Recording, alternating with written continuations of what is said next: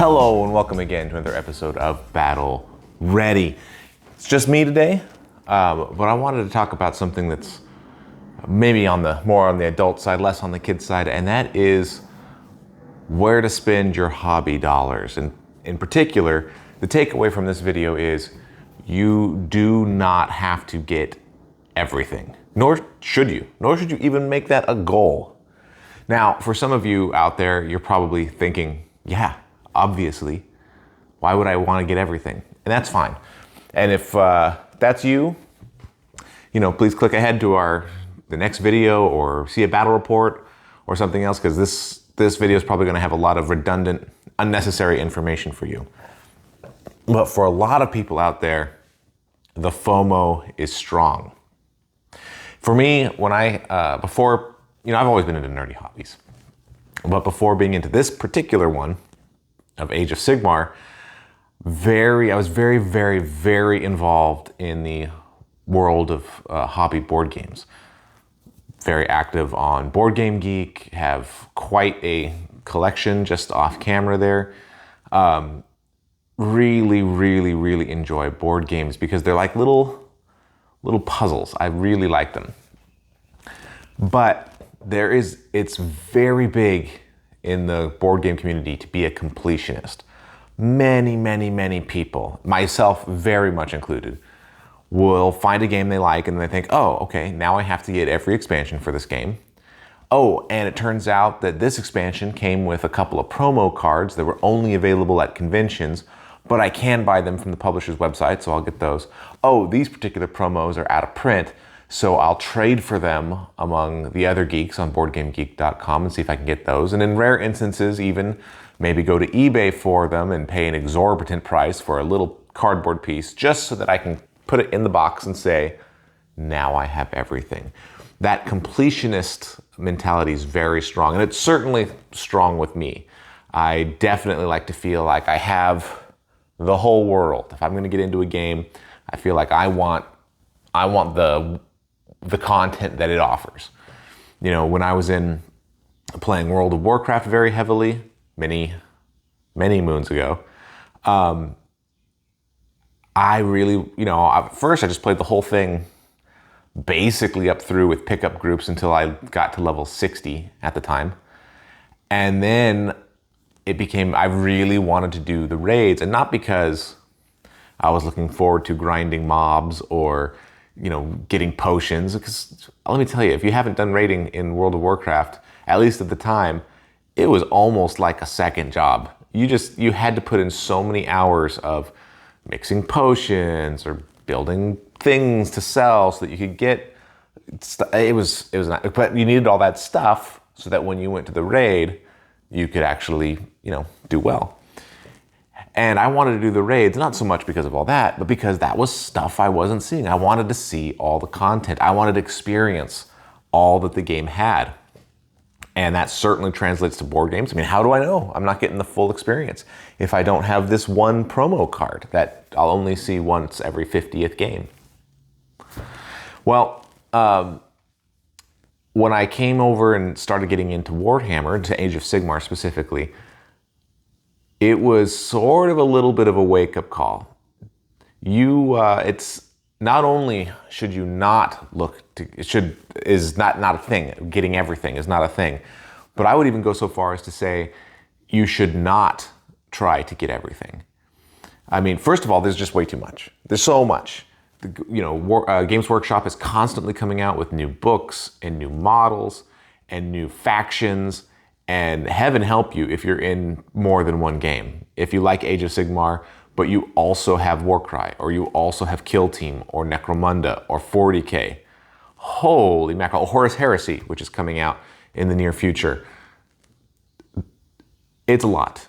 It is a lot. And no one mere mortal can afford all the stuff that's coming out of Games Workshop. It's just not possible, especially even putting the models aside. Then you're looking at paints and painting supplies, brushes, and you're looking at white dwarfs and everything else. Because, those white dwarfs, they often include things that you might not get elsewhere. For example, in Age of Sigmar, just because that's the one that's, I'm dealing with most, is there's lots of white dwarfs that have come out that have the Tome Celestial rules, that sort of update the factions. So you have, if you want to update with those factions, you got to get those too. So you're constantly, it's almost comic book-like in that you're constantly looking in different areas to grab what you need. And while if you have a dedicated army, let's say you only play one army, you are just super involved in the Caradhran Overlords. That's your faction.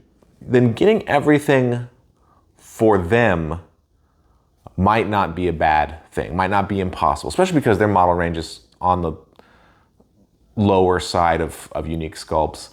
That might be something possible. If you wanted to do that with Stormcast Eternals, that would be a bigger deal. They're sort of the poster boys of Age of Sigmar, so you'd have a lot to do. But not only that, but I don't even think it's advisable, because aside from the cost, let's just even say that you could do it. The game is just so broad.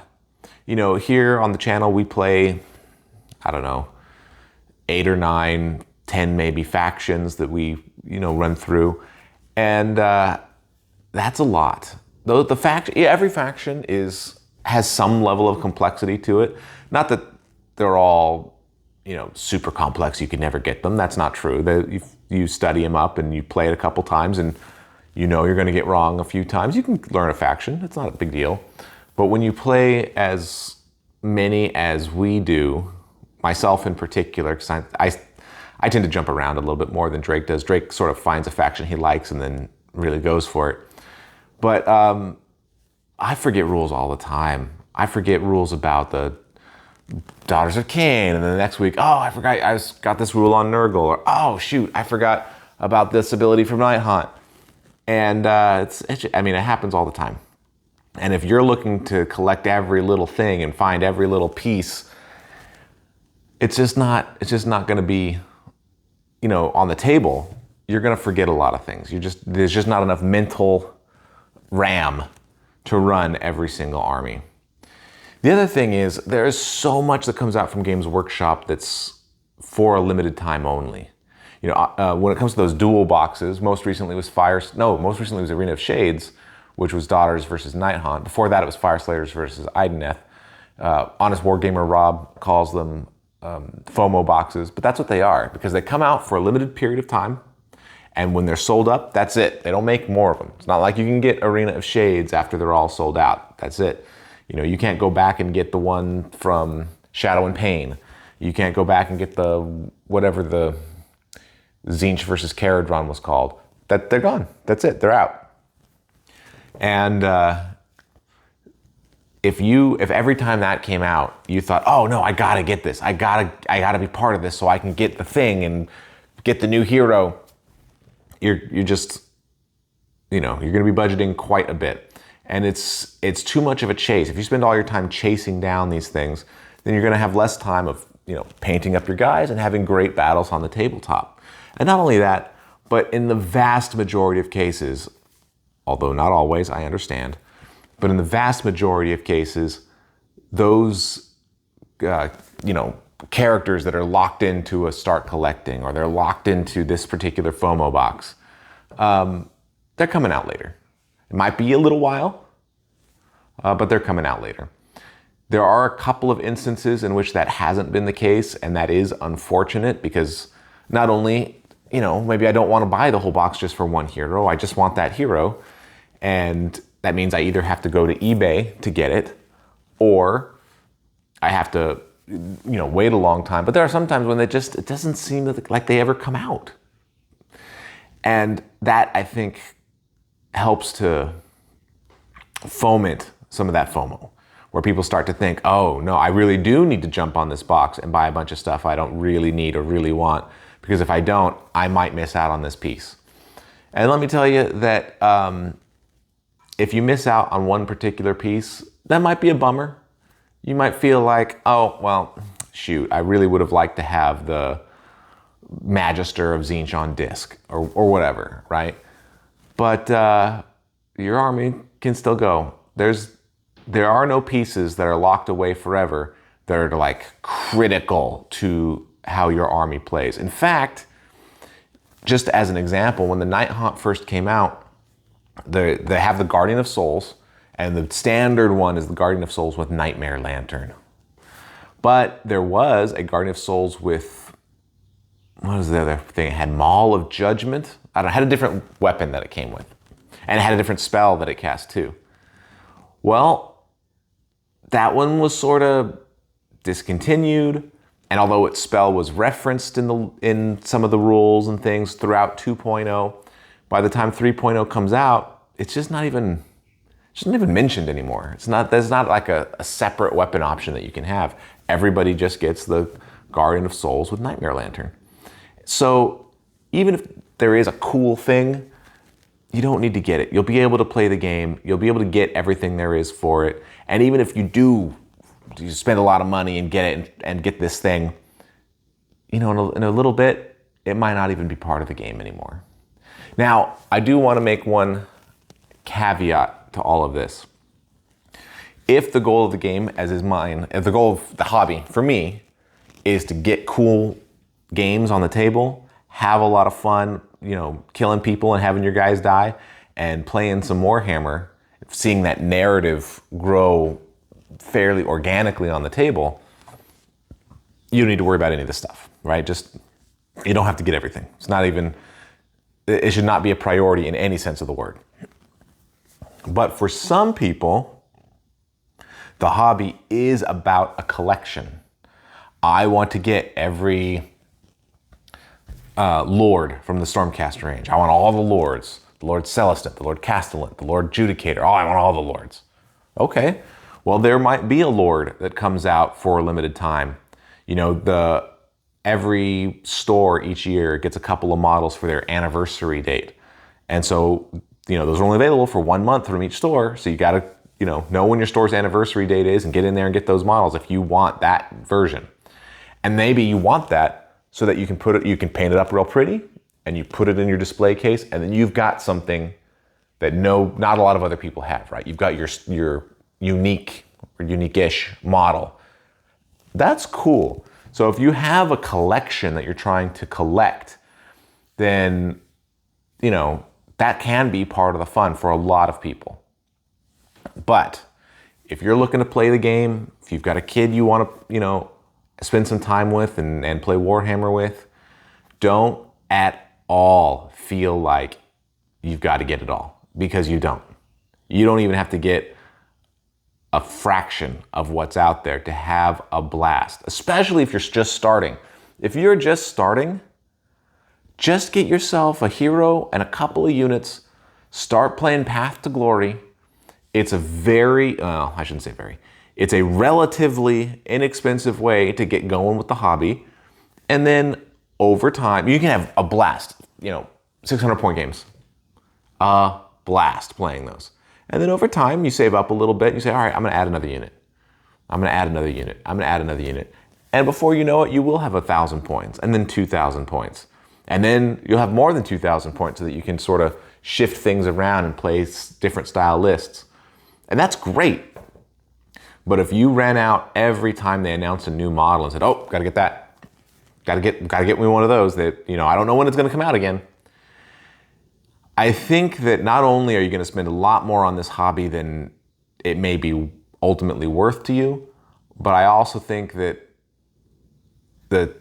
feeling that fear of missing out, of really being involved in that, might overtake some of the joy of actually just sitting down and playing the game, right? Playing the game, I think for most people, and for me in particular, is really what brings the most joy and where I get the most satisfaction out of Age of Sigmar. And if you're worried about making sure you have everything, and if when you field your army, you say, oh, that's right, I didn't get the one model on the store anniversary date, so I have to use the normal model that all the normal people use. If that starts to creep into your game, it's really gonna hurt. So, like I said, if you have a collection and you're looking to collect certain things, great, more power to you.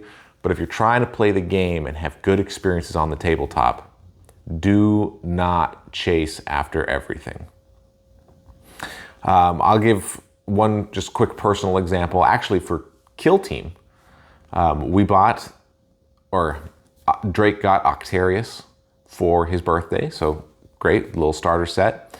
And I ended up getting Chalnath for a follow-up so that we would have additional kill teams, and also so that I could have some more terrain, because the Octarius terrain is orc-based, which is cool, and I love it. But it's gonna look a little bit weird if, you know, it's Imperials fighting Tau or whatever, and there's no orcs around. It'll feel a little weird. And the Chalnath terrain is more Gothic-y ruins. Anybody, you know, it could be anybody. But then Nachmund came out, and I really, you know, I'm liking it, but I didn't end up ordering Nachmund because, one, I'm not as big a fan of the Eldar. Nothing against Eldar, it's just aesthetically, it's, you know, not my jam. And the Sector Mechanicus stuff, what was the terrain, was cool-ish, but not exactly what I was, you know, didn't excite me. And I felt like I had enough. But most importantly, Drake and I have played only a handful of kill teams. A handful. And so I feel like, you know, I've already spent a little bit of money getting just those first 2 boxed sets out. Doesn't feel quite right to drop another $170 or whatever it is on Nachmund when I haven't even gotten my value out of the first 2 yet, right? I should know that, you know, if we were playing it every day and we were, you know, Mr. Kill Team, just running out there and playing, it would make more sense. But since I haven't gotten the value out of it, it makes more sense to hold off. And if we start playing it again later, you know, each of those kill teams is going to be available separately. I can buy them. If I need more terrain, I can get that. So I don't feel like I'm missing out. I don't feel like that's going to end up hurting in the long run. I think in the long run, I'll be happy that I'm slow growing it a little bit, which is a little bit in contrast to Age of Sigmar, where I sort of dove in a little bit because I was so excited. The hobby was so new. But in that sense, in that case, you know, we have played it many, many, many times. I keep a log on Board Game Geek because, of course, I do. And we're at 80, 87, 88, somewhere around there, games played. So I feel like not only is it the fun that I'm getting out of it and the stories and seeing that on tabletop, but it really is a great, great opportunity to play with my son, to spend some time with him that's away from screens. So I feel like that money has been very well spent, and I'm looking forward to, you know, to keeping it going. And if I continue to have fun with my son, then, you know, it's worth the hobby dollars on Age of Sigmar. Whereas something like Kill Team, even though I've loved the games that we've played, I think the game is pretty fun. If I'm not getting that time with my son out of it, and I'm not getting enough play time with it, then, you know, I might miss out. But I'm not gonna have FOMO because I know what I'm missing, and I know I can get it again later if I need to. Well, hopefully this has helped anybody who has that FOMO, who's worried about missing out on the new models or the unique models or the, you know, this or that. You're not going to miss out. It's all going to come around again. Even Space Hulk, you know, eventually it's going to be reprinted. It all comes around again. And if you are having any kind of inkling that you need to catch them all, you've got some Pokemon mindset, let that go. Pick up the stuff that you will get played, or that you want to paint, or that you want to collect. Pick the things that are going to be for you, and let the things that are for other people be for other people. All right, this has been another episode of Battle Ready, and thank you so much for watching.